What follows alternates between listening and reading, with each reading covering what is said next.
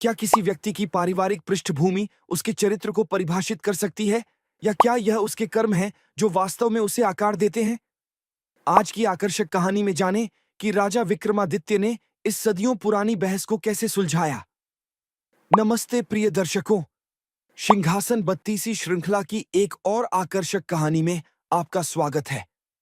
आज हम धर्मवती द्वारा बताई गई 23वीं कहानी का पता लगाएंगे, जहां राजा विक्रमादित्य इस गर्मागर्म बहस को सुलझाकर अपनी बुद्धिमत्ता का परिचय देते हैं कि किसी व्यक्ति का सम्मान उसके वंश के लिए किया जाना चाहिए या उसके कर्मों के लिए।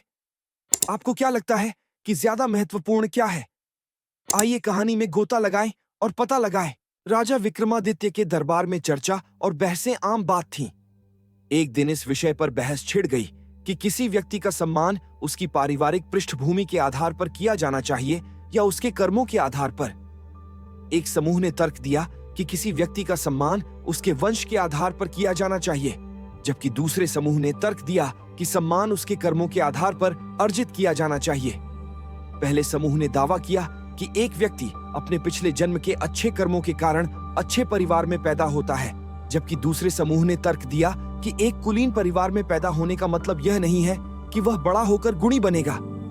राजा विक्रमादित्य ने देखा कि बहस बहस में बदल रही थी। उन्होंने हस्तक्षेप किया और कहा, अदालत में इस तरह बहस करना अच्छा नहीं है। इस मुद्दे को व्यावहारिक रूप से सुलझाया जाना चाहिए।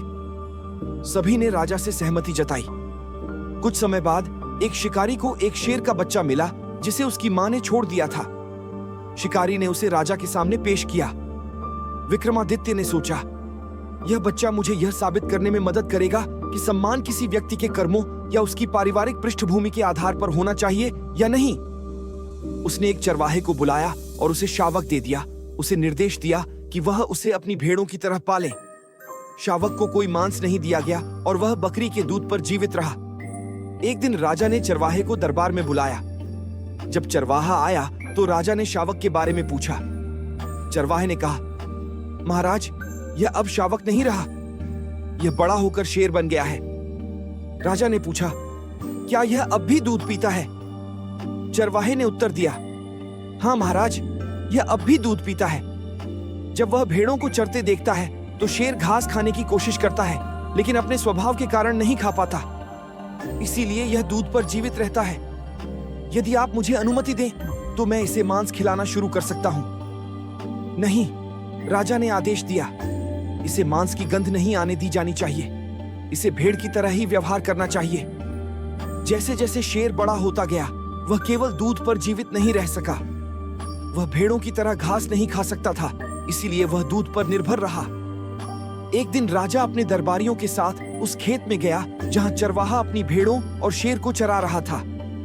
वे अपने साथ पिंजरे में बंद एक जंगली शेर को लेकर आए। राजा के आदेश पर सैनिकों ने पिंजरा खोला। जब जंगली शेर ने भेड़ों को देखा तो दहाड़ते हुए एक भेड़ पर हमला कर दिया। दूसरी भेड़ें भाग गईं और चरवाहे द्वारा पाला गया शेर भी भाग गया। यह दृश्य देखकर सभी लोग हैरान रह गए। राजा ने कहा, भले ही यह जन्म से शेर है, लेकिन इसका व्यवहार भेड़ की तरह ही था, क्योंकि इसे भेड़ की तरह ही पाला गया था। इस घटना के बाद राजा ने चरवाहे को शेर को जंगल में छोड़ने का आदेश दिया।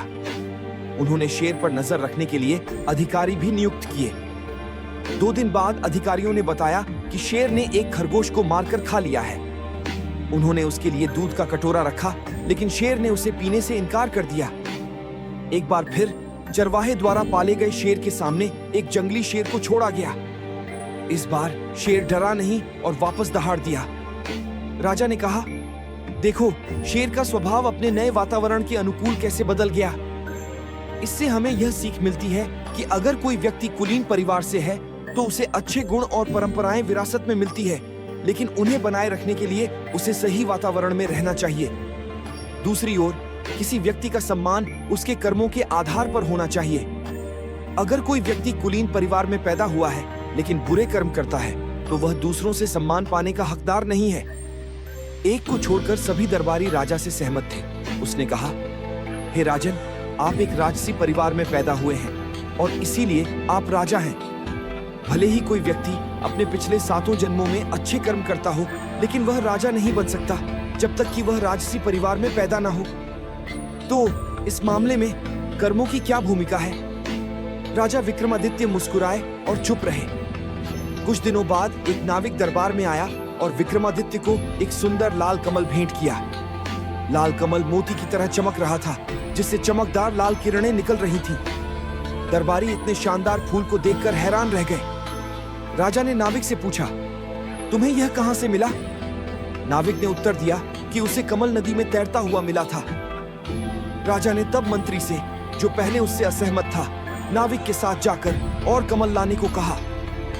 कुछ देर नौकायन करने के बाद उन्होंने पानी पर और कमल तैरते हुए देखे और उस दिशा में चल पड़े। वह स्थान 2 पहाड़ों के बीच एक संकरा मार्ग था, जहां से कोई नाव नहीं गुजर सकती थी। इसलिए उन्होंने नाव को लंगर डाला और पहाड़ पर चढ़ गए। वहां मंत्री ने एक विशाल वृक्ष से रस्सी से लटके हुए एक तपस्वी को देखा। उसके घावों से खून टपक रहा था, जो नदी में गिर रहा था और लाल कमल में बदल रहा था। कुछ दूरी पर उसने कई ऋषियों को ध्यान करते हुए भी देखा। मंत्री ने जो देखा उससे वह चकित रह गया। वह वापस लौटा और राजा को घटना के बारे में बताया। राजा ने मुस्कुराते हुए कहा, तुमने जिस तपस्वी को लटकते हुए देखा वह कोई और नहीं बल्कि मेरे पिछले जन्म में मैं ही था, और 20वें ऋषि तुम हो, मेरे 20 दरबारी। कोई भी व्यक्ति केवल राजघराने में जन्म लेने से राजा नहीं बन जाता। मंत्री को अपनी गलती का एहसास हुआ और उन्होंने क्षमा मांगी।